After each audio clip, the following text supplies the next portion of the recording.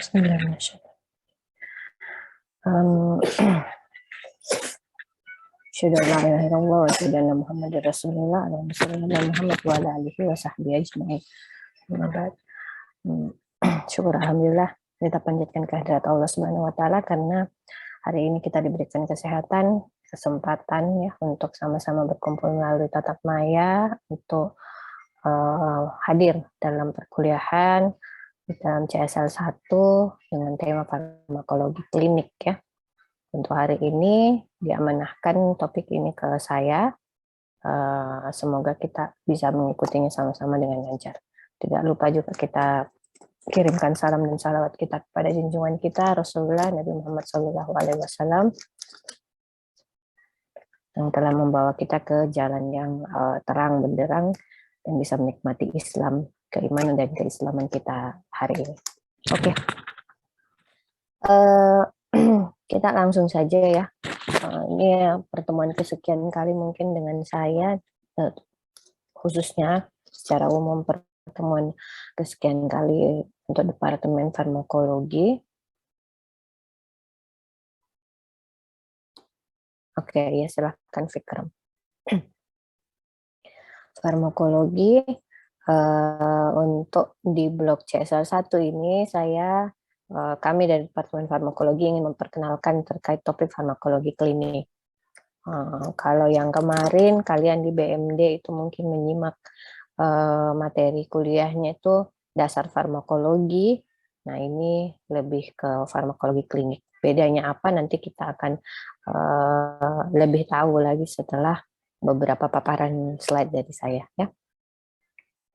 Oke, ini learning objective atau tujuan pembelajaran kalian. Jadi diharapkan dalam di akhir pembelajaran kita 2 kali 50 menit untuk hari ini ya, adik-adik semua bisa mencapai 3 hal ini. Jadi mampu menjelaskan terkait definisi farmakologi klinik, kemudian mampu menjelaskan mekanisme kerja obat ya secara umum, kemudian mampu menjelaskan proses pembuatan atau perkembangan obat, perkembangan obat ya, jadi obat baru ceritanya bagaimana sih obat baru itu bisa muncul, bisa dikonsumsi oleh masyarakat, itu ada prosesnya. Nah, nanti dari 3 hal ini diharapkan adik-adik sekalian bisa capai di ending atau di akhir dari perkuliahan ini.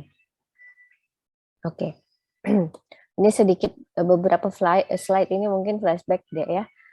Ada beberapa yang saya ambil juga untuk sekedar mengingatkan adik-adik sekalian dasar farmakologi yang kemarin kita pelajari di blok BMD. Ya. Jadi kalau masuk di kedokteran itu kita familiarnya dengan istilah farmakologi, sedangkan mungkin kalian sudah pahamnya waktu di bangku SMA mungkin itu farmasi yang lebih lebih familiar di telinganya kalian ya. Nah, apa perbedaannya nanti kita lihat. Nah, farmakologi ini adalah ilmu ya atau pelajaran yang terkait dengan sumber, kemudian tentang kegunaan dan juga tentang mekanisme kerja dari obat ya. Nah, dari dasar farmakologi kemarin saya jelaskan nanti itu beranak pinak ya, ada anaknya farmakologi, ada yang namanya farmakokinetik, ada yang namanya farmakodinamik ya, dan lain-lain. Nah, apa bedanya dengan farmasi? Nah, farmasi sendiri adalah ilmu pengetahuan atau praktek untuk preparasi atau persiapan obat ya. Persiapan obat, kemudian bagaimana memformulasikan obat dan bagaimana menyajikan obat ya tanpa mengurangi kandungan medis dari obat tersebut ya. Jadi kita tahu obat itu tidak seluruhnya memberikan efek medis kepada tubuh. Jadi ada kandungan-kandungan tertentunya dari sekian miligram berapa yang tertinggal. Nah, kemudian bagaimana bentuk obat tersebut lebih bagus dikonsumsinya dalam bentuk apa, tablet kah, sirup kah dan sebagainya. Nah, itu pekerjaan dari farmasi ya. Sedangkan kalau untuk dokter, farmakologi itu yang lebih erat kaitannya. Ya, tuh. Nah, Tujuan farmakologi itu adalah untuk memecahkan berbagai permasalahan ya yang terkait dengan farmakologi. Contohnya yang pertama, bagaimana hubungan antara dosis dan efek biologis dari obat ya. Jadi kadang kita jumpai masalah-masalah overdosis ya, yang kita sering baca atau kita sering simak atau sering nonton di IG dan sebagainya di YouTube, berita-berita ya, bagaimana overdosis. Nah, itu kan terkait dengan dosis dan juga bagaimana efek biologis dari obat tersebut. Kemudian bagaimana yang kedua, masalah yang kedua yang menjadi tujuan pembelajaran farmakologi itu adalah site of action atau tempat kerja dari obat tersebut ya. Nah, saya ingatkan kembali di dasar farmakologi yang kemarin itu dijelaskan terkait obat dan targetnya, kemudian dan juga respons obat ya terhadap tubuh. Bagaimana obat masuk ke dalam tubuh kemudian ditangkap oleh reseptor ya, kita bicara farmako, kita bicara reseptor, bagaimana obat masuk ke dalam tubuh, kemudian ke site of action-nya atau tempat kerjanya, kemudian reseptor menerima ya, bagaimana kemudian terjadi interaksi antara obat dan reseptor, dan itulah yang menyebabkan atau menimbulkan terjadinya efek obat tersebut pada tubuh ya. Itu yang kedua.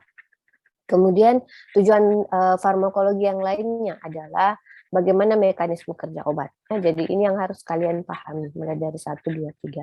Nah, yang ketiga ini mekanisme kerja. Jadi, saya kira nanti dijelaskan lagi lebih detail. Sebenarnya ini sih mekanisme kerja kita sudah jelaskan kemarin ya di dasar farmakologi, cuman ini saya reminder lagi lah, diingatkan lagi kembali.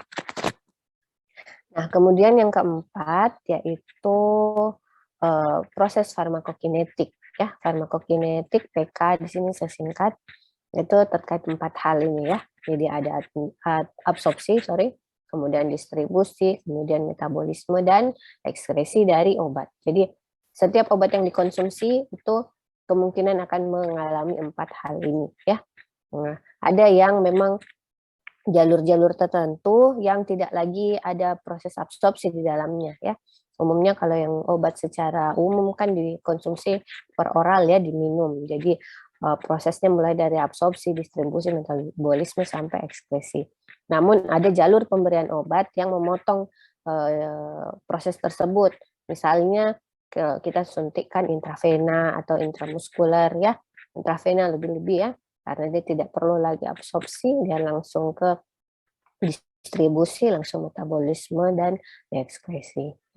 Nah, ini yang keempat. Kemudian tujuan farmakologi lagi yang lainnya adalah bagaimana hubungan antara struktur kimia tersebut dengan aktivitas biologis yang dihasilkan. Jadi struktur kimia ya obat kan berbeda-beda. Kemudian dia juga akan menghasilkan aktivitas biologis yang berbeda-beda juga ya. Jadi itu yang jadi concern atau tujuan target kita dari pembelajaran farmakologi. Nah, ini gambaran mengenai bagaimana obat masuk ke dalam tubuh dan proses farmakologi apa yang terjadi dalam tubuh. Jadi diandaikan bahwa orang ini, individu ini minum obat ya. Kemudian ada proses farmakokinetik dan farmakodinamik. Di sini FK-in, FK-din, ya, FD-din, ya, FKIN dan FDIN, Nah, farmakokinetik dan farmakodinamik ini prosesnya di dalam tubuh ya. Jadi obatnya, bagaimana karakter obat tersebut masuk ke dalam tubuh, kemudian dosisnya, cara pakainya ya, cara pemberiannya masuk dan akan mengalami proses farmakokinetik dan farmakodinamik. Kemudian nanti ini yang diproses di dalam itu akan memberikan efek. Apakah itu dia efeknya aman, efektif, dan efisien, atau bisa menimbulkan juga efek samping, atau adverse effect, atau dampak ya, dari tubuh. Nah, kajian obat dan proses farmakologi pada manusia inilah yang disebut dengan farmakoklinik, farmakologi klinik ya. Jadi obat dan proses farmakologi yang ada pada manusia itulah farmakologi klinik.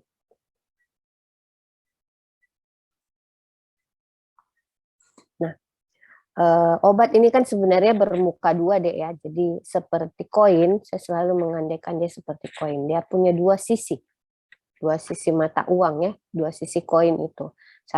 Dua sisi koin itu kan berbeda deh ya. Tidak ada yang sama sisinya, gambarnya, tulisannya pun berbeda. Ada yang satu sisi tulisan saja, di sisi lain dia gambar saja. Nah, ini obat seperti itu, dia bermuka dua. Nah, apa maksudnya? Dia memberikan manfaat tapi juga memberikan mudarat. Kok diminum gitu ya? Ya pasti kalian pasti bertanya, kenapa paling diminum obat? Nah, tunggu dulu. Kita memang diajarkan bahwa bahkan di Islam ya, diajarkan ambil manfaatnya, tinggalkan mudaratnya ya. Jadi obat itu yang dipilih atau yang dianggap aman untuk kemudian dikonsumsi, dijual bebas di masyarakat, itu adalah yang memberikan manfaat lebih banyak ketimbang mudaratnya. Ya, jadi manfaat obat itu, satu jenis obat dapat mendatangkan satu atau lebih efek yang menguntungkan untuk keperluan medikasi. Itu. Kemudian dia tetap ada mudaratnya, ada tetap kerugiannya lah ya, ada efek samping. Nah, ini yang efek samping dikatakan obat yang baik jika efek sampingnya minimal ya, minimal dibandingkan manfaat yang diberikan. Nah, obat ini pasti memiliki berbagai macam efek yang dapat merugikan, mau yang ringan sampai berat ya. Nah, umumnya efek samping yang timbul itu ringan. Seiring dengan bertambahnya dosis itu akan bisa mencapai kondisi-kondisi yang berat ya, bisa fatal maksudnya ya. Entah itu akan menyebabkan kelumpuhan mungkin ya, atau bisa jadi bahkan mendatangkan kematian ya, seperti itu. Nah, makanya kita harus ingat, ini yang harus ditanamkan ke adik-adik sekalian, bahwa obat itu racun sebenarnya ya. Racun, kenapa kita sebut racun? Karena nanti ini obat akan mengalami yang namanya proses detoksifikasi ya. Kalau kita breakdown kata detoksifikasi, ada D kemudian toksik ya, toksin. Nah, itu kan D itu artinya lawan ya. Toksin berarti itu toksin itu racun. Nah, berarti yang masuk itu memang racun. Mengalami detoksifikasi berarti artinya apa? Dihilangkan efek racunnya untuk kemudian diambil manfaatnya ini ya. Nah, itu prosesnya. Dan itu kerjanya di hepar ya, yang kita tahu. Metabolisme di hepar. Nah, setelah itu baru kemudian yang manfaat itulah yang kemudian diserap masuk semua ke dalam tubuh. Nah, aman jika digunakan dengan kaidah hukum farmakologi klinik. Artinya apa yang tadi saya jelaskan ya, bahwa manfaatnya akan lebih besar ketimbang mudaratnya. Jadi itu dikatakan aman. Nah, ini saya kira sudah saya jelaskan, saya sudah perlihatkan ya, bagaimana proses obat masuk dan mengikuti sirkulasi darah. Ya. Kalau di tengah sini kita lihat fokus kalian di tengah ya. Ini obat kemudian masuk ya, diabsorpsi di usus, masuk ke hepar. Di sini yang saya sebutkan tadi ya, ada proses detoksifikasi ya. Nanti ikut sirkulasi darah masuk ke jantung kanan, ke paru, ke jantung kiri, lantas ke seluruh tubuh. Nah, dari sini, dari seluruh tubuh, ini nanti masuk lagi ke vena, masuk lagi ke jantung kanan. Begitu seterusnya ya. Nah, kalau ke seluruh tubuh nanti mengalami yang namanya dia masuk ke ginjal, dia mengalami ekskresi di situ ya, melalui urin.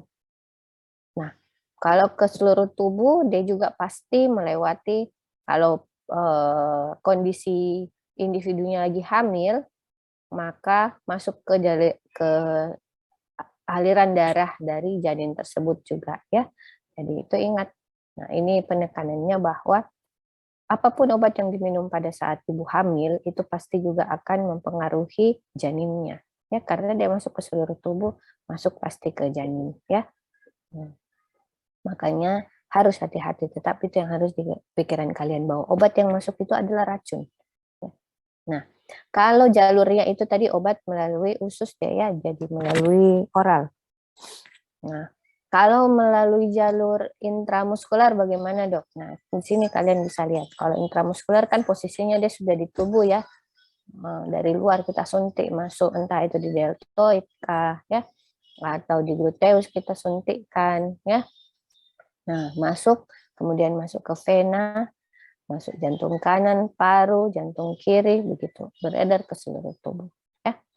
Nah, masuk di sini jantung kiri, kemudian nanti ke arteri hepatika untuk kemudian mengalami metabolisme, ya. Setelah itu ngikut lagi, nanti akhirnya dikeluarkan ke ginjal, ya. Begitu seterusnya. Itu intramuskular. Nah, kalau intravena dia langsung memotong di sini deh ya. Di sirkulasi vena masuk langsung jantung kanan masuk ke paru-paru, jantung kiri dipompa ke seluruh tubuh ya.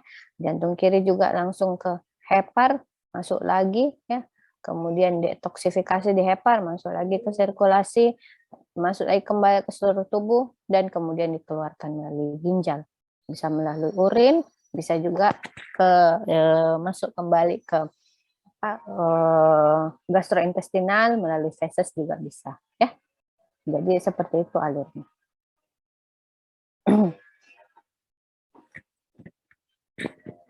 Nah, farmakologi klinik ini dari segi definisi adalah disiplin saintifik ya, ilmu pengetahuan yang terkandung di dalamnya aspek-aspek yang berhubungan antara obat dan manusia ya. Jadi kalau kita bicara mengenai farmakologi klinik, maka kita bicara mengenai hubungan yang terjadi antara obat dengan manusia tersebut ya, dengan individu.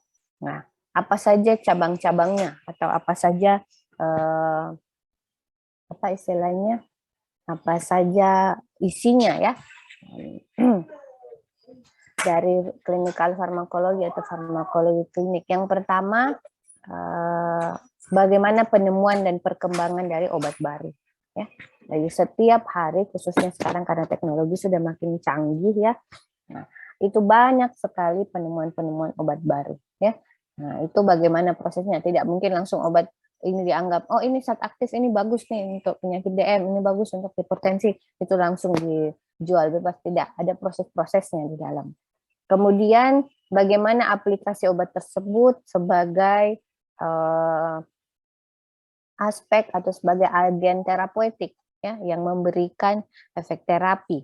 Nah, itu juga masuk pada ranahnya klinikal farmakologi.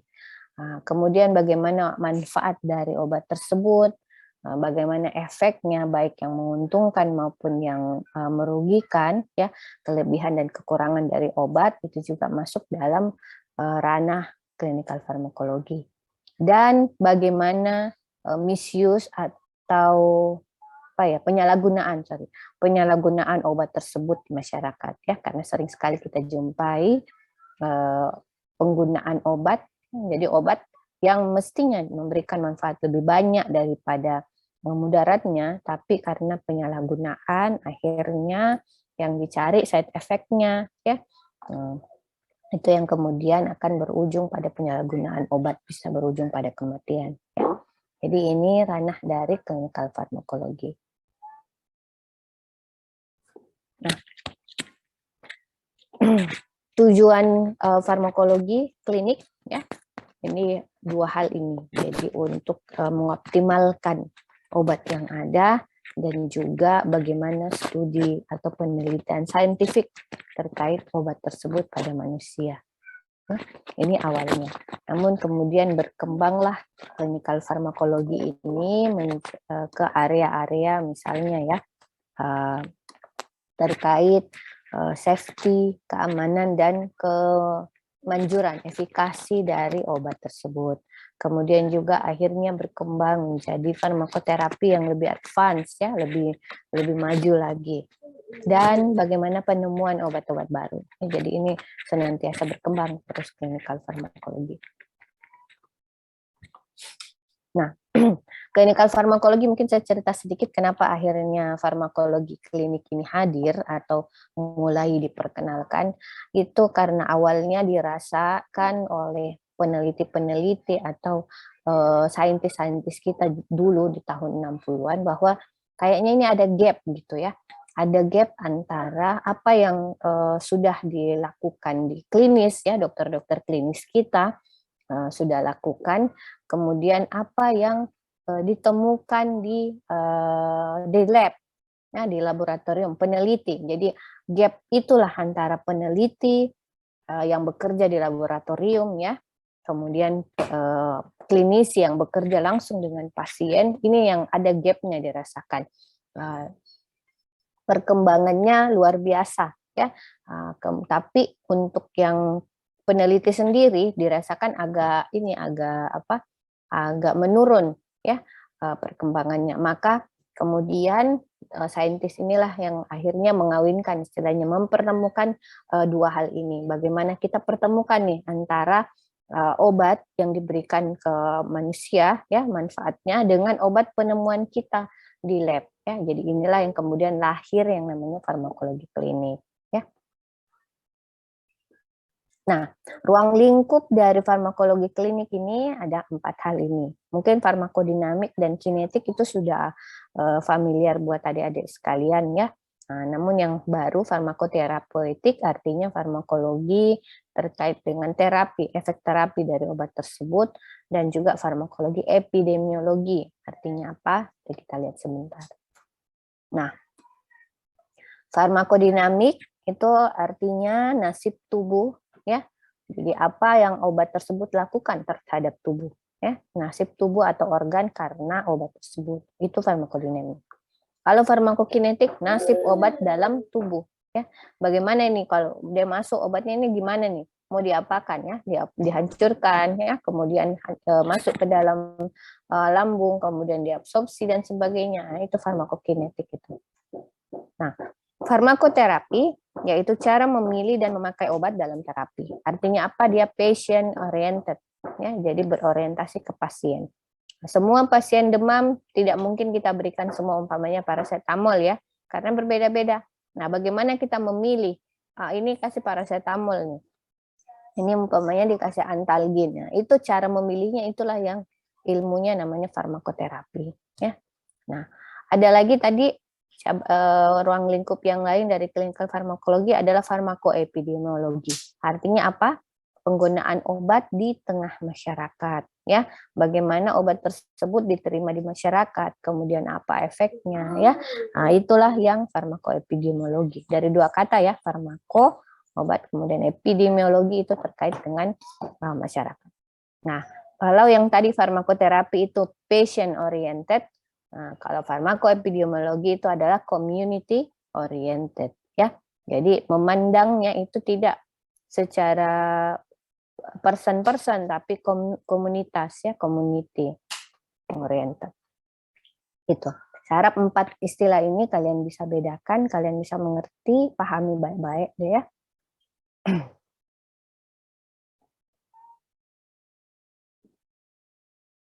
Oke. Nah, farmakologi klinik ini adalah sebenarnya ilmu yang multidisiplin. Jadi kalau multidisiplin berarti dia memerlukan, farmakologi klinik pun juga ini memerlukan tim yang multidisiplin. Multidisiplinnya apa saja? Nah, dia harus tahu, dia harus pahami tentang medis. Ya, tentang medis.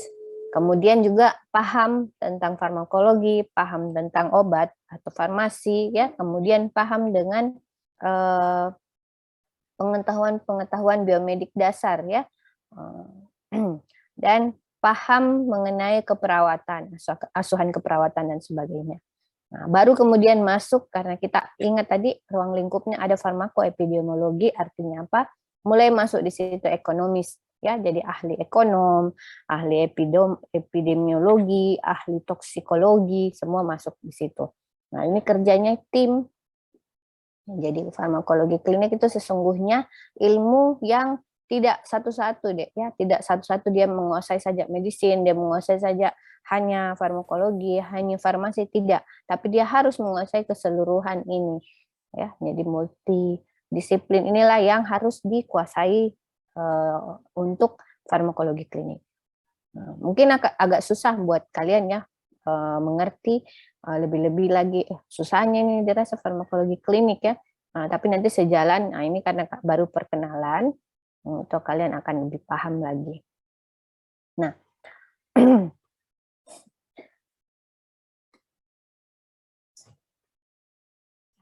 jadi ini penegasannya lagi bahwa farmakologi klinik adalah pengetahuan tentang obat dan manfaat klinis dari obat tersebut. Ya. Nah, kemudian ini skopnya luas ya, jadi lingkupnya luas tadi yang saya sebutkan dari penemuan obat baru ya sampai pada dari penemuan obat baru sampai pada penggunaannya di masyarakat. Itu ranah atau itu lingkup dari farmakologi klinik ya, dari 4 hal yang tadi yang saya sebutkan. Nah, tadi dari penjelasan terkait background kenapa muncul farmakologi klinik, ini untuk menghubungkan gap ya, antara praktek klinik yang dilaksanakan oleh klinisi kita dengan penemuan-penemuan oleh ilmuwan di laboratorium. Ini yang kemudian dikawinkan, dimasukkan ya, dipadu-padankan di farmakologi klinik ya. Nah, main objektif atau tujuan utamanya adalah bagaimana memberikan peresepan yang aman. Peresepan yang aman ya. Nanti saya kira di CSL 1 untuk materi berikutnya ada teknik penulisan resep ya. Nah, di situ kalian akan diajarkan bagaimana peresepan yang aman. Makanya kenapa farmakologi klinik dulu dijelaskan baru kemudian teknik penulisan resep ya. Karena ini dasarnya. Kemudian bagaimana memaksimalkan efek dari obat tersebut. Dan yang terakhir adalah bagaimana meminimalkan side effect-nya, ya, efek samping dari obat. Jadi 3 hal inilah yang dikerja ya, untuk mencapai yang namanya clinical farmakologi atau farmakologi klinik. Nah,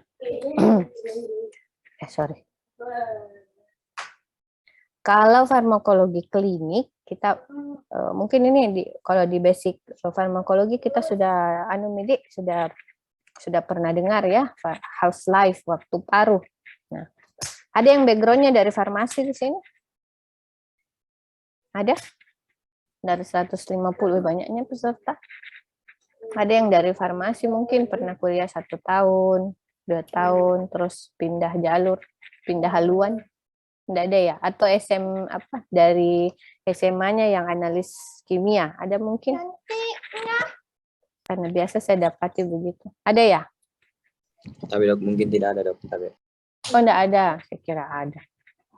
Ya, jadi kalau ini biasanya mereka itu jauh tuh, lebih tahu duluan bagaimana half life, bagaimana apa maksudnya itu waktu paruh dan sebagainya. Ya. Nah, saya ulang lagi kembali kuliah saya. Ini juga saya ambil dari yang kemarin. Terkait waktu paruh. Jadi waktu paruh itu adalah waktu yang dibutuhkan oleh tubuh untuk mengeliminasi 50% dari obat yang masuk. Itu namanya waktu paruh. Ya. Nah, apa gunanya? Ini berguna untuk merencanakan frekuensi pemberian obat, ya, dosisnya. Nah, umumnya obat ini sekitar 4 kali pemberian itu dia sudah mencapai steady state atau sudah dosisnya sama di dalam tubuh ya, sudah stabil pemberian, sudah stabil jumlah obatnya di dalam tubuh. Itu umumnya 4 kali pemberian baru kemudian mencapai steady state itu. Nah, obat yang waktu paruhnya pendek maka pemberiannya akan lebih sering. Ya, sedangkan obat yang waktu paruhnya panjang, frekuensi pemberiannya akan lebih lebar ya, lebih jarang diberikan. Jadi kalau yang pendek mungkin bisa 3 sampai 4 kali diberikan dalam sehari ya. Sedangkan kalau umpamanya yang waktu paruhnya panjang bisa sampai 24 jam ya cukup 1 kali saja sehari. Nanti besok lagi diberikan ya. Bahkan ada yang bisa sampai berminggu-minggu ya, seminggu baru kemudian diberikan lagi karena waktu paruh dari obat tersebut. Nah, Kenapa ini juga jadi penting waktu paru? Karena kita ini tadi ada kata eliminasi obat 50% ya. Jadi kalau waktu parunya kita tidak tahu dan kita cenderung istilahnya meresepkan obat yang tidak berdasarkan frekuensinya atau tidak berdasarkan dosisnya, maka ada kesulitan yang akan dijumpai pada proses distribusi, proses eliminasi dari obat tersebut ya. Jadi terkesan kalau tidak sesuai dengan frekuensi pemberiannya, maka obat akan terakumulasi. Jadi menumpuk terus dalam tubuh kita. Sehingga apa? Kalau dia menumpuk, terakumulasi obat, maka resiko toksisitasnya itu akan lebih tinggi ya. Jadi akan lebih beresiko untuk mengalami toksik pasien tersebut ya. Jadi makanya kenapa harus diperhatikan ini dosis. Jadi pemberian dosis itu tidak sembarangan deh ya.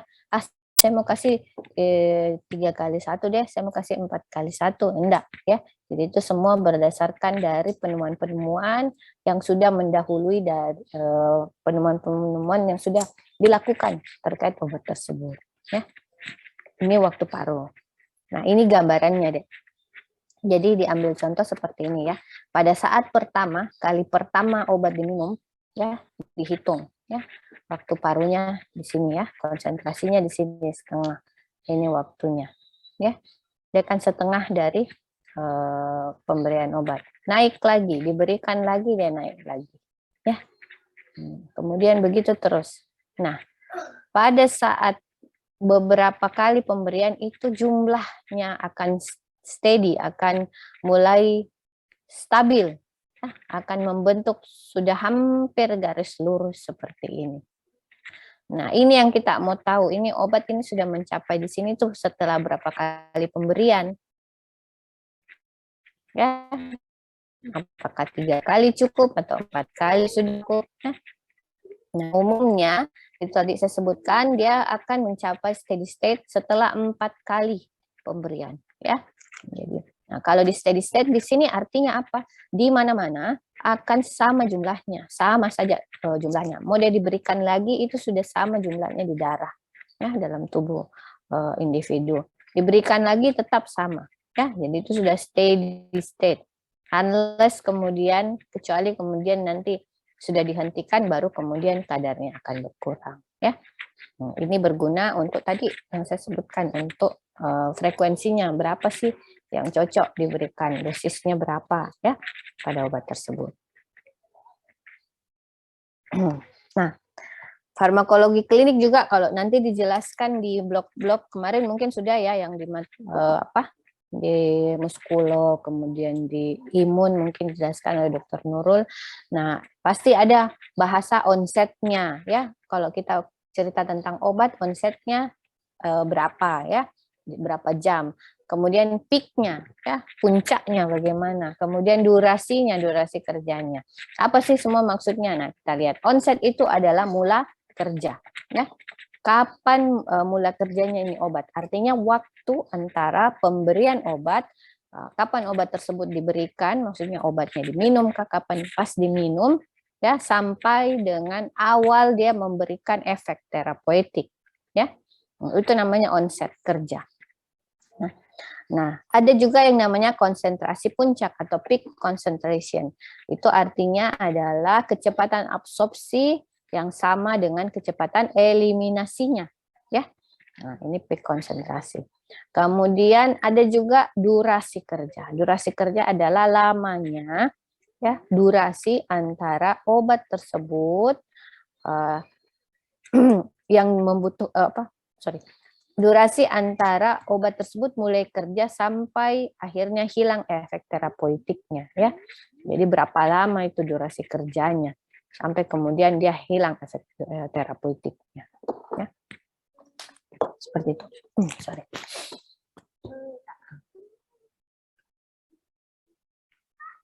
Nah, ini adalah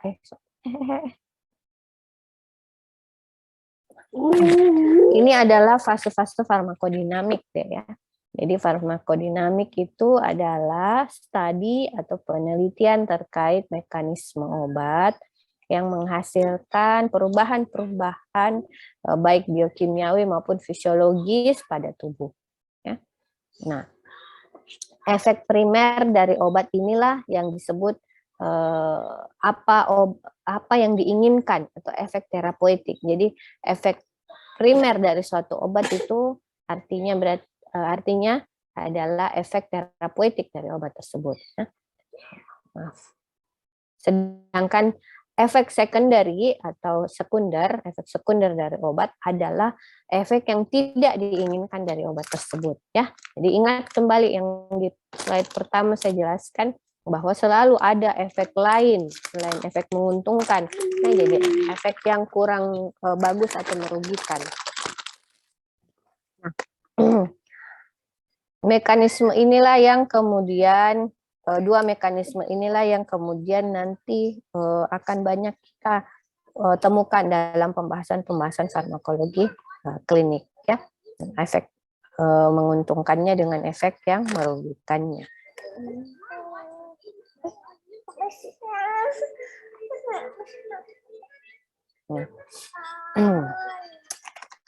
Terkait juga tentang kerja obat deh ya.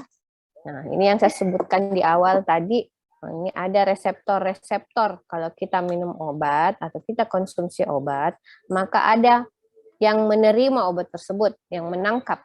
Itu khusus. Tidak semua obat itu bisa terikat di tubuh kita. Ada reseptornya sendiri, ya. Nah, tunggu sebentar.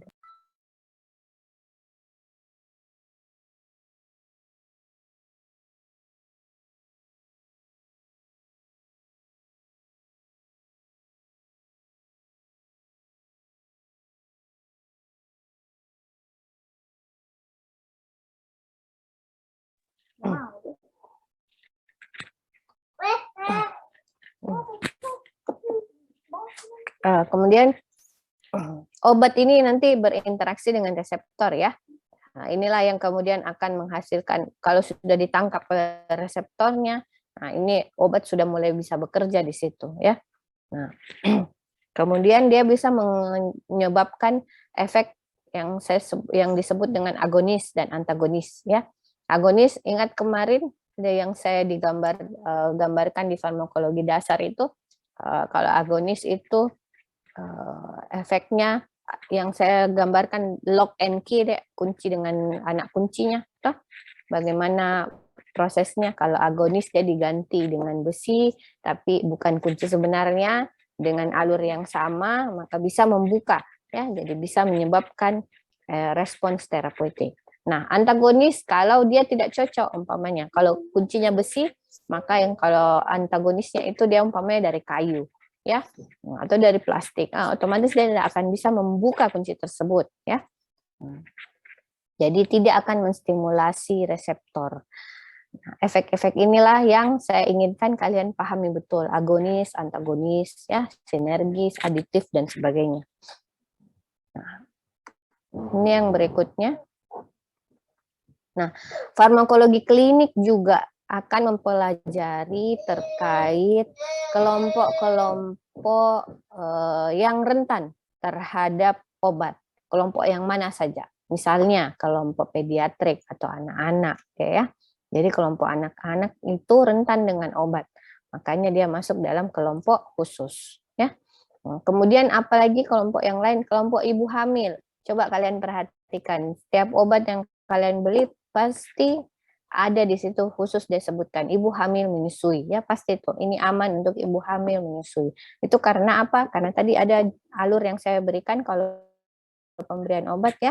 Jadi memang dia khusus, dia masuk kelompok khusus istilahnya, karena ada individu lain dalam ibu tersebut. Jadi satu obat dirasakan oleh dua individu karena ibu tersebut sedang mengandung. Begitupun dengan menyusui, karena kita ada namanya sawardara plasenta untuk orang hamil, ya. Nah, menyusui juga seperti itu, karena akan ada obat-obat tertentu yang ekspresinya bukan hanya di urin, bukan hanya di feses, tapi juga ke laktasi, ya. proses ke ASI-nya dari ibu tersebut. Makanya kenapa setiap obat ada panduan atau ada peringatan terkait penggunaannya pada ibu hamil dan menyusui. Nah, kelompok yang mana lagi yang rentan? Kelompok yang orang tua geriatri. Nanti kalian di semester ke-7 akan mempelajari terkait reproduksi, terkait geriatri, semester 6. Ya. Itu di situ akan saya jelaskan kenapa bahaya teratogenik. Teratogenik itu artinya efek obat yang dapat mencelakai atau membahayakan individu janinnya, ya, janinnya terutama. Jadi obat-obat yang memiliki efek berbahaya pada janin itulah yang disebut dengan teratogenik, ya. Nah, obat yang sering dikonsumsi itu umumnya disebutkan diminta untuk tidak dikonsumsi pada trimester awal. Kenapa? Karena trimester awal itu mulai pembentukan organ, ya, organogenesis. Sehingga obat-obat yang sedianya mungkin menyebabkan gangguan pembentukan organ maka tidak diberikan pada trimester awal, ya. Nah, biasanya kalau ibu hamil periksa kita tanya obat apa yang sudah dikonsumsi, ya, pernah konsumsi obat apa, baru kemudian kita lihat ada enggak di sini yang teratogenik. Kalau ada yang teratogenik ya kita harus kasih tahu ibunya, ini Bu, kita sudah konsumsi obat teratogenik, kemungkinan akan ada gangguan pembentukan organ pada tubuh dari janin, ya. Di situ biasa kita lihat ya kasus-kasusnya, ada yang pasien polidaktili, ya, banyak jarinya, ya, lebih dari 10 jarinya, itu karena bisa jadi karena pengaruh obat-obat, atau ada bibir sumbing, ya, cleft lip ceritanya, jadi di sini terbelah di sini deh, atau sampai kepala tumnya terbelah, ya, sampai pada langit-langitnya terbelah. Nah, itu dicari tahu, kemungkinan itu ada penyalahgunaan obat di awal semester di trimester awal, ya, di trimester awal, sehingga terjadi gangguan pembentukan organ tersebut, ya. Nah, jadi inilah pentingnya kenapa farmakologi klinik kami berikan kepada adik-adik sekalian, karena ada penekanan-penekanan pada kelompok-kelompok tertentu, ya. Contohnya lagi ibu hamil. Nah, ini penggunaan obat, nah bukan hanya obat sebenarnya, herbal pun, ya. Biasanya dia bilang saya tidak suka herbal dok, saya tidak suka obat dok, saya minum herbal. Nah, itu harus kita tanyakan lagi lebih lanjut. Herbal apa kita minum, ya? Ini penting. Ada tidak izin keluarnya dari BPOM? Ya? Karena banyak sekali herbal sekarang dijual begitu tanpa melalui prosedur perizinan dari BPOM. Nah, kalau perizinan BPOM kan dia minta semua hasil penelitian, ya. Sebelum akhirnya dipasarkan kayak gitu, ya. Nah, ini penggunaan obat herbal ini hanya boleh digunakan setelah konsultasi dengan dokter. Artinya dokter yang punya tugas memberitahu pasiennya ini boleh kita konsumsi, ini tidak boleh kita konsumsi, ya. Nah, seperti itu. Farmakologi klinik juga yang menjelaskan, ya, menjelaskan selain efek-efek obat, ya, selain efek-efek obat, farmakologi klinik juga menjelaskan yang namanya resiko ini, ya, resiko merokok dan alkohol, ya, terutama pada ibu hamil.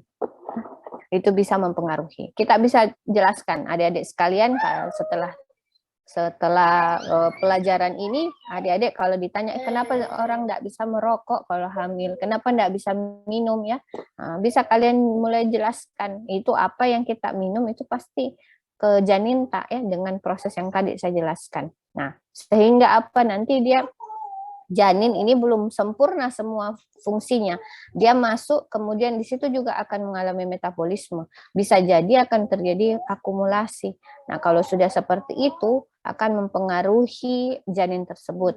bisa lahir berat badan rendah, ya, BBLR, bayi berat lahir rendah. Kemudian bisa juga lahir prematur, jadi belum saatnya, kurang dari 36 minggu, ya. Nah, bisa lahir kemudian dia mengalami yang namanya sindrom fetal alkohol, ya.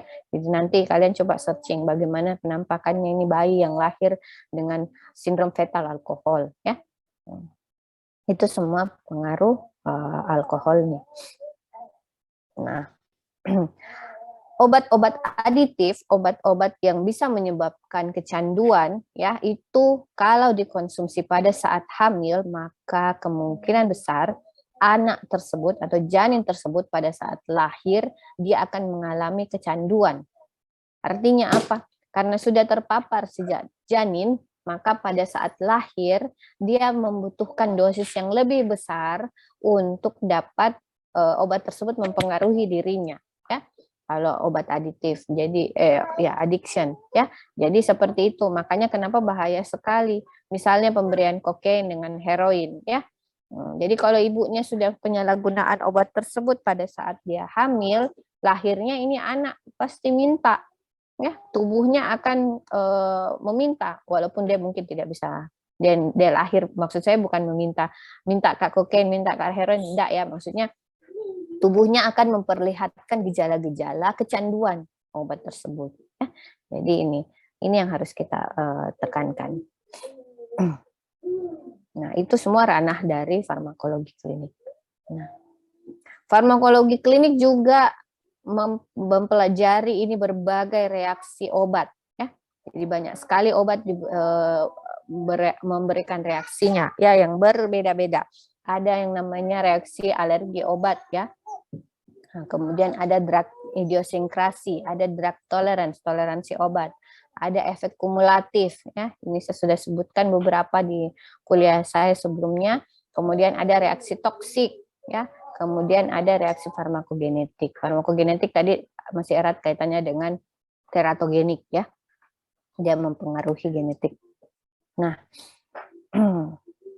di imun mungkin kalian sudah pelajari terkait reaksi hipersensitivitas, ya. Oke. Nah, ternyata ada beberapa obat dan pada beberapa individu dia alergi, ya, pada obat.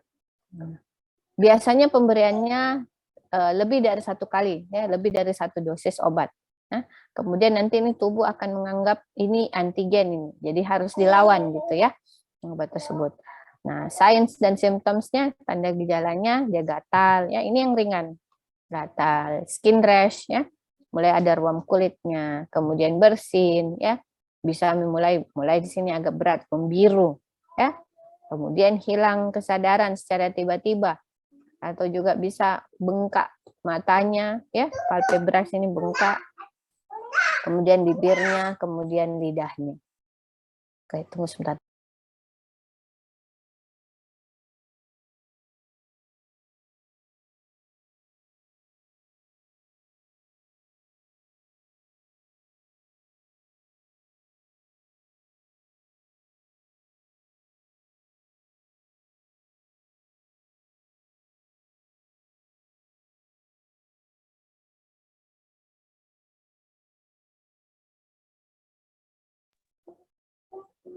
Oke. Nah, yang ringan seperti itu untuk reaksi obatnya deh, ya. Nah, ada yang berat. Yang berat apa? Anafilaktik shock. Ini kalian sekira sudah pelajari waktu imun, deh. Jadi mudah-mudahan kalian masih ingat, ya. Dia mulai hipotensi, shock, ya. Tanda-tanda shock, edema, kemudian dyspno, ya, urtikaria. Itu semua akan menyebabkan shock anafilaktik. Angioedema ini umumnya terjadi sekitar mata palpebra di sini deh, ya, karena dia jaringan ikat longgar, ya. Kemudian di bibir, di mukosa semua ini rata-rata di mulut, kemudian di tenggorokan. Yang tenggorokan ini yang kita takutkan. Kalau dia membengkak di sini akan sulit bernafas, ya. Oke.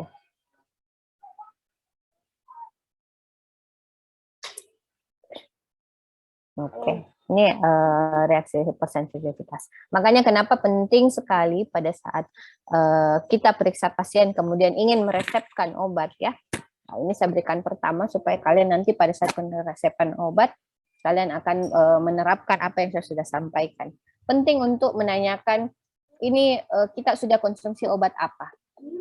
Ya, itu yang pertama. Yang kedua, riwayat obatnya. Yang kedua adalah riwayat alergi. Ada alerginya tidak? Ya. Oh iya dok, saya alergi makanan seafood mungkin ya, seafood. Atau alergi obat ibu ada. Ternyata dia alergi obat. Kalau tidak ditanyakan, kita bisa tidak perhatikan itu ya, sampai akhirnya miss, tidak ada, kita tidak tuliskan. Padahal dia mungkin ada alergi obat. Dan fatalnya kalau kita meresepkan obat yang sama pada pasien tersebut dengan obat yang dia alergi. Jadi itu bisa menyebabkan ini yang semuanya tadi saya sebutkan ya. Makanya kenapa dua hal ini selalu terikut untuk ditanyakan, riwayat pengobatannya dan riwayat alerginya. Ya. Nah, ada juga yang namanya idiosinkrasi. Ini adalah reaksi abnormal atau yang tidak biasa dari obat tersebut pada tubuh. Ya, nah, berbeda dari efek yang berbeda dari efek yang biasa ditimbulkan ya. Nah, bukan juga efek samping. Kalau efek samping itu sudah ketahuan ya, sudah pada obat itu sudah dituliskan efek sampingnya berupa ini. Nah, idiosinkrasi obat adalah efek yang timbul yang tidak biasa. Nah, umumnya terkait dengan masalah genetik ya, ada gangguan genetik di situ atau defisiensi genetiknya. Ada juga hal yang lain yaitu drug tolerance. Drug tolerance ini toleransi obat adalah respons tubuh terhadap obat yang menurun. Ya, sehingga apa? Kalau umpamanya kita berikan dosis 500 mg ya. Nah, dia punya efek. Kemudian berikutnya diberikan 500 mg lagi, ini ada namanya toleransi obat, itu dia sudah tidak punya efek lagi. Dia sudah anggap biasa gitu. Dia tidak ngapa-ngapain gitu ya. Nah, ternyata dia minta tubuh tersebut minta dinaikkan obatnya, dinaikkan dosisnya. Jadi dinaikkan dosisnya baru kemudian punya lagi efek. Nanti lama-lama dengan dosis tersebut tidak bisa lagi, tidak ada lagi efeknya. Jadi dinaikkan lagi, baru kemudian ada efek. Begitu terus sampai akhirnya akan menyebabkan overdosis ya. Jadi adanya toleransi obat yang menyebabkan overdosis. Nah, umumnya obat-obat narkotik seperti itu dan juga obat tranquilizer. Tranquilizer ini penenang ya, yang diberikan pada periode yang lama. Jadi kalau lama mengkonsumsi obat itu tubuh akan, obat narkotik dan tranquilizer ya maksud saya, itu tubuh akan mengalami toleransi ya. Toleransi dia bilang biasa ini deh karena sudah sering diberikan. Enggak ada efeknya. Nanti diminta ditinggikan lagi dosisnya. Begitu seterusnya. Ya, itu toleransi obat. Nah, efek kumulatif obat, saya kira ini sama aditif dan sebagainya itu sudah ada di slide sebelumnya ya. Slide kuliah saya yang di BMD, coba dibuka-buka lagi deh. Dengan adanya ilustrasi 1 tambah 1 sama dengan 2, 1 tambah 1 sama dengan 0, 1 tambah 1 sama dengan 3, itu kalian akan lebih paham itu ya. Baru-baru kok diujikan kemarin. Nah, ada lagi reaksi toksik. Nah, reaksi toksik ini adalah obat yang diberikan dalam jumlah besar sehingga efek terapeutiknya itu akan melampaui atau melewati, sehingga levelnya dalam tubuh itu akan melewati atau melampaui efek terapeutiknya ya, sehingga memperbesar toksisitas karena tadi proses akumulasi atau penumpukan dalam tubuh ya, sehingga risiko toksisitasnya itu meningkat ya. Nah, ada juga namanya kita sebut interaksi obat. Ini semua dipelajari farmakologi klinik ya.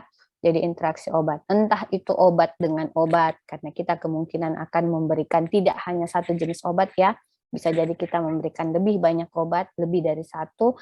Nah itu kita harus lihat interaksinya. Kita mau berikan pada orang flu ya, ada demam kita berikan obat demam, ada batuk bersin dan sebagainya kita berikan obat batuk, kita berikan dekongestan, banyak jadinya. Interaksi itu semua ya yang dipelajari di farmakologi klinik ya. Nah, kemudian Nah, ini ya yang saya sebutkan, additive drug reaction. 1 tambah 1 sama dengan 2. Jadi 1 obat ditambah 1 obat lagi, hasilnya memang sama dengan jika 2 obat tersebut dikombinasikan ya. Jadi sama dengan 2. Nah, kalau sinergis itu melebihi ya, 1 tambah 1 bisa 4, bisa 3, 4, 5 dan seterusnya ya. Nah, kalau antagonis 1 tambah 1 sama dengan 1. Ya, tidak ada efeknya karena sama baku lawan istilahnya ya, plus minus. Nah, selain interaksi antar obat, ada juga namanya interaksi obat dengan makanan ya. Nah, ini umumnya untuk jalur-jalur obat pemberian oral ya. Nah, ini karena proses absorpsinya. Misalnya ya, kenapa kemudian obat itu diberikan, ada kita tulis di situ, dokternya menjelaskan ada yang diminum sebelum makan, ada yang diminum saat makan, ada yang diminum setelah makan. Nah, itu karena kaitannya dengan interaksi obat dengan makanan ya. Nah, kalau ambil contoh ini captopril, dia lebih bagus absorpsinya itu kalau perut kosong. Artinya apa? Artinya diberikan sebelum makan. Ini pagi-pagi sebelum makan kita minum obat tak ya, supaya absorpsinya lebih bagus. Kalau absorpsinya lebih bagus, efeknya lebih cepat, efeknya lebih lama ya, kayak gitu. Nah, obat yang mengiritasi lambung sehingga menyebabkan mual, muntah ya, atau nyeri epigastrik. Nah, itu diberikan pada saat makan ya, atau setelah makan ya.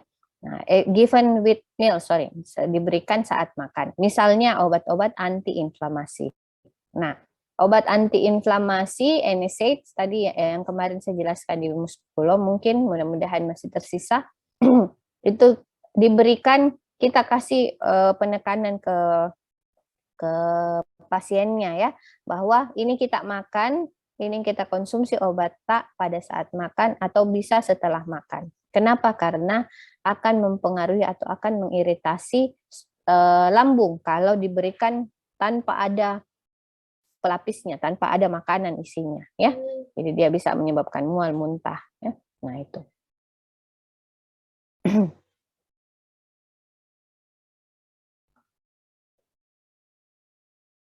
Nah, ada juga obat-obat seperti tetrasiklin ini yang diberikan bisa dengan makanan-makanan yang dairy products. Dairy products ini produk susu maksudnya ya. Itu bisa diberikan bersama. Karena konsistensi atau bukan konsistensi apa? Komposisi dari obat tersebut dia punya mengandung juga dairy product sehingga itu akan lebih memudahkan absorpsinya ya. Jadi ini interaksi obat makanan ini lebih ke arah obat yang diberikan per oral. Nah, respons tubuh terhadap obat ini dipengaruhi berbagai faktor ya, dipengaruhi oleh usia. Nah, ini dipengaruhi juga oleh berat badan, jenis kelamin ya, bisa juga dipengaruhi oleh penyakit, kemudian rute pemberiannya ya. Jadi respons obat terkait dengan usia, cepat tidaknya ini tergantung dari usianya. Umumnya usia dewasa itu sudah normal ya untuk respons obatnya. Nah, kalau dia anak-anak dan usia anak-anak, kenapa? Karena dia belum matang organnya, sehingga proses-proses fisiologisnya juga kemungkinan belum sempurna, belum optimal. Begitupun juga dengan orang tua ya, makin bertambah umur maka kemungkinan respons obatnya itu akan berbeda. Kenapa? Karena ada proses degenerasi, ada penurunan fungsi, sehingga semua itu akan mempengaruhi obat tersebut. Ya. Kemudian yang kedua, berat badan. Ya. Jadi berat badan ini posisi lemak, karena kita tahu ada obat yang larut dalam lemak, ya, vitamin ada yang larut lemak, ada yang tidak. Ya. Jadi ini terkait dengan komposisi lemak tubuh. Usia, nah, usianya, gender, jenis kelaminnya berbeda deh antara laki-laki dan perempuan. Makanya kenapa kisaran pemberian obat dosisnya itu atau frekuensinya itu ada kisarannya deh ya. Jadi ada batas bawahnya, ada batas atasnya. Nah, itu yang bisa ditoleransi baik perempuan maupun laki-laki, ya. Kemudian penyakit. Nah, ini yang penyakit. Kenapa kita selalu tanyakan penyakit-penyakit selain yang dikeluhkan oleh pasien, ya? Ada lagi sakit tak yang lain. Biasanya kita anamnesis begitu, ya.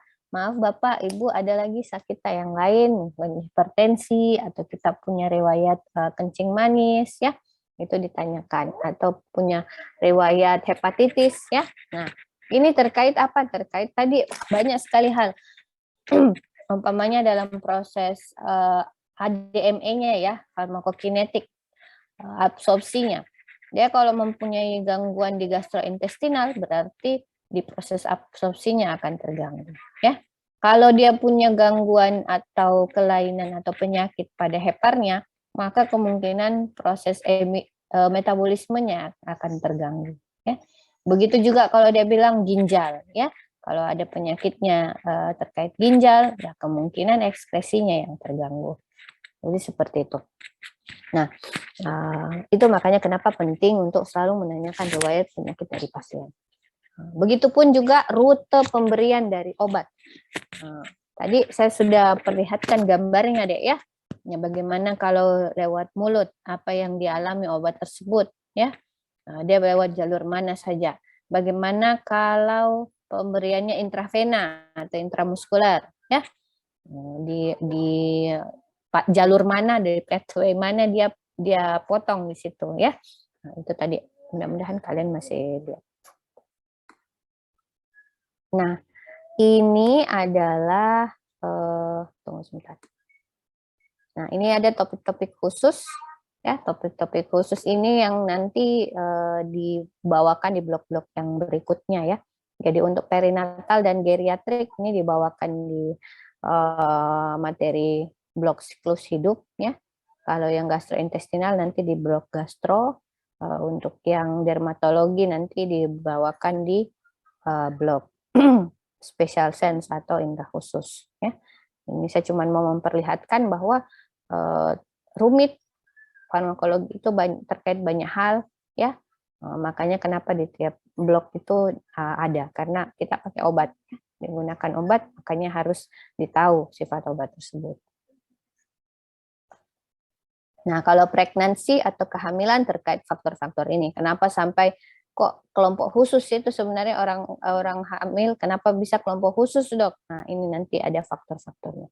Saya cuma perlihatkan saja, kalian belum sampai ke arah situ, ya.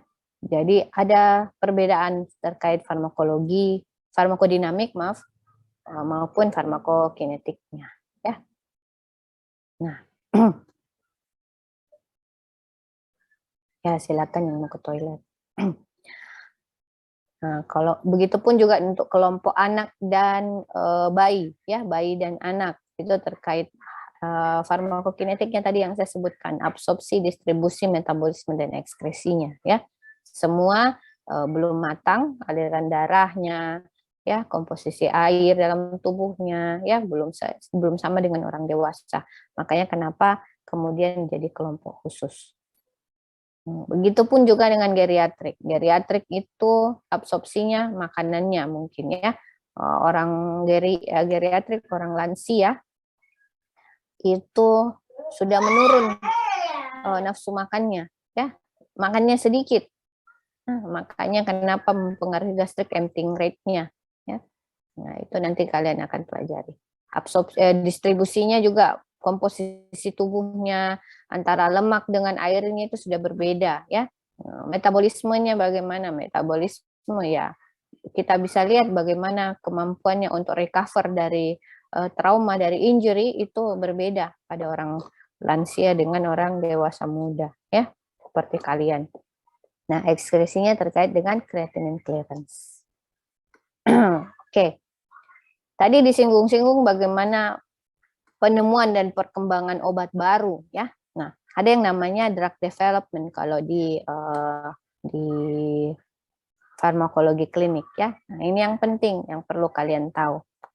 Ini yang saya perlihatkan adalah gambar stage atau stadium, ya. jenjang penemuan obat dan perkembangan obat baru, prosesnya bagaimana ya.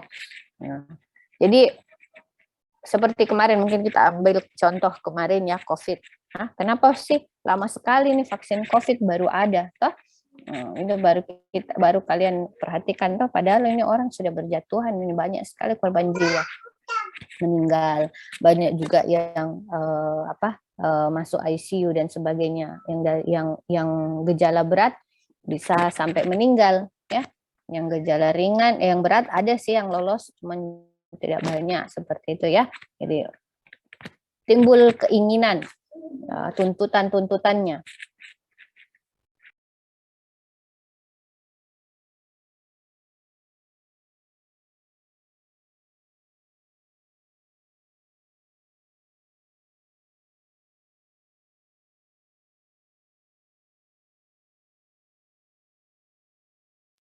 Oke.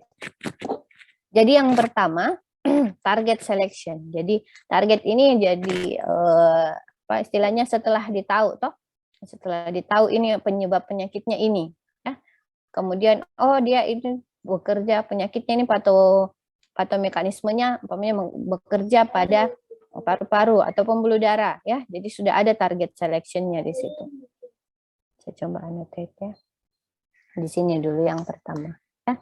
Nah, kemudian dari target selection ini diteliti di lab. Kita lebih lanjut lagi penemuan-penemuan yang utama di lab ya, masih di lab di sini. Nah, baru kemudian dilakukan medicinal chemistry ya, di breakdown itu virus atau obat ya yang sekiranya dianggap bisa mempengaruhi atau bisa menyebabkan bisa berefek pada obat tersebut, maka dilakukan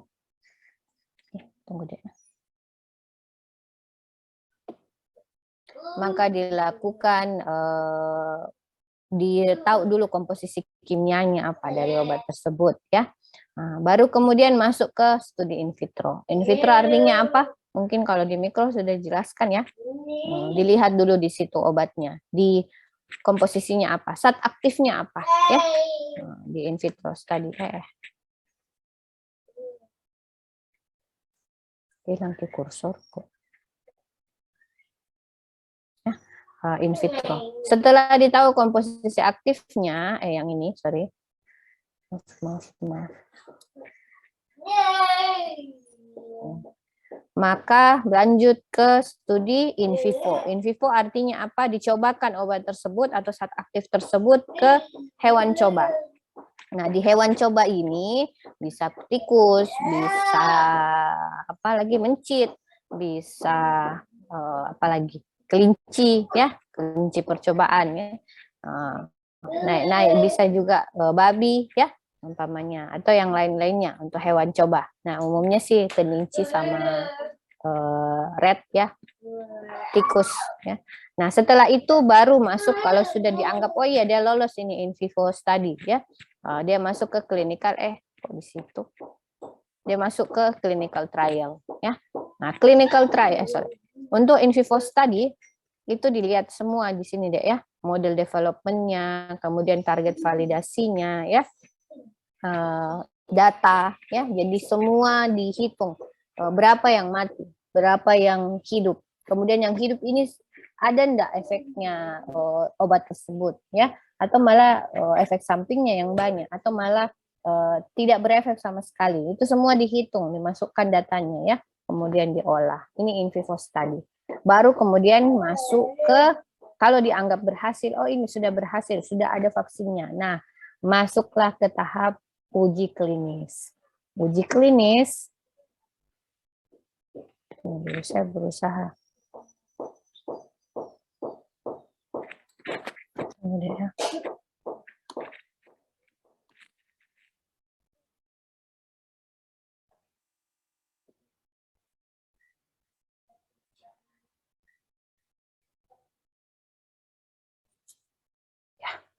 Oke. Kalau sudah ini masuk ke tahap uji klinis, sorry. Nah, uji klinis, sorry.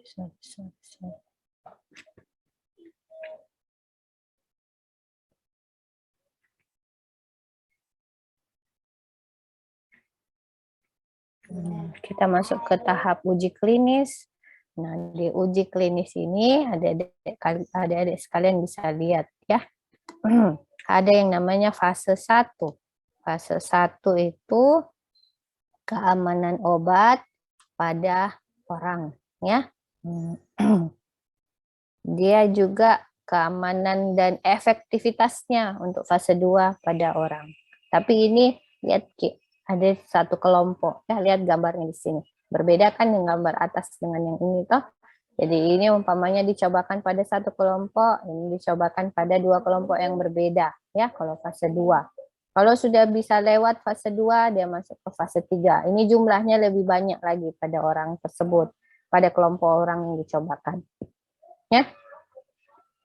Kalau masuk ke fase 4, ini fase 4, dicobakan dengan jangka panjang efektivitasnya obat tersebut bagaimana, kemudian di-compare atau dibandingkan dengan orang yang mendapat treatment atau penanganan atau dapat obat yang sudah terstandar. Jadi dibandingkan deh. Yang tadinya cuman obat tersebut saja diberikan ya, tapi nanti di fase 4 dibandingkan dengan yang obat terstandar. Jadi ini kelompok obat baru, ini kelompok obat terstandar. Bagaimana perbandingannya? Apakah dia lebih bagus? Apakah dia sama bagusnya? Atau dia malah kurang bagus? Ya, seperti itu. Jadi ini fase 1, 2, 3, 4. Ya. Nah, pada kelompok-kelompok tertentu juga dicobakan di situ. Kelompok anak, kelompok lansia, dan sebagainya. Ya. Makanya kenapa kemarin untuk yang kelompok anak, karena clinical trial-nya belum selesai, maka vaksinnya agak terlambat ya, karena dia cobakan dulu fase kemarin kan disebutkan ini masih menunggu uji klinis fase 4 kayak gitu. Nah itu. Nah setelah obat dilempar ke pasaran pun tetap ada pemantauan ya, dipantau selama beberapa tahun untuk melihat apakah memang betul obat tersebut, obat baru tersebut itu mempunyai efek yang lebih bagus daripada manfaatnya lebih bagus daripada mudaratnya ya. Jadi itu fase-fase uji klinik. Oke. Saya kira ini ending dari pembahasan kita terkait farmakologi klinik. Saya mohon maaf karena tadi terlambat join, pengaruh ini. Saya baru diberitahu kalau dimajukan. Oke, saya akhiri. Billahi fisabilil haq, fastabiqul khairat. Assalamualaikum warahmatullahi wabarakatuh. Terima kasih perhatiannya semua deh ya. Waalaikumsalam warahmatullahi wabarakatuh.